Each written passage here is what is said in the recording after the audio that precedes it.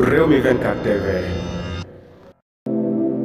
patriote yi salaamaaleykum wa rahmatulah na gaaw waaw ñu ngi fii waaw tegal noonu waaw na nga daal 1000 francs rek booy ñëw waaw am benn problème ku ñëw daal 1000 francs dañuy pare ne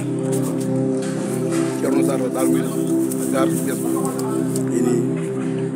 talaay am sa xaalis yow waaw yéen a ko gis boo joxul 1000 francs wala pare neen de Bassirou Diomaye Faye moom parrainage moom moo koy wër waaye Bassirou warul parrainage kon ni nga ko mu mel ne ñoom waa Pastef ñoom rek ñoo yore dëkk bi ginnaaw ba nga xamante ne parrainage daal dinay commencé ci diir bu yàgg waaye mu mel ne rek commencé wul ndax li Ousmane Sonko joxewul woon ndigal kon ni ki démb rek tombé 19 novembre bi bu Ousmane Sonko ne rek nañu parrainel ki nga xamante ne rek moom mooy Bassirou Diomaye Faye tey bi ñu xëyee ci 20 novembre bi dafa mel ne rek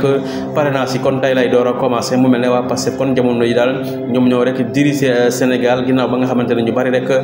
dencoon nañ seen électeur joxuñu ko kenn kon tey ji génne nañ ko rek ngir parrainel ki nga xamante ne rek moom mooy Bassirou Diomaye Faye candidat wu Pastef bi kon daal waa Pastef mel na rek jamono yi daal ñoom ñoo ëpp doole pouvoir bi ndax gis nañ Amadou Ba ay parrainage jafe na ko loolu waaye gis ngeen rek kii di Ousmane Sonko commencé gul waaye nag gis nga Bassirou Diomaye Faye bi mu ne nañ ko defal ay parrainage rek ñëpp daal di mobiliser commencé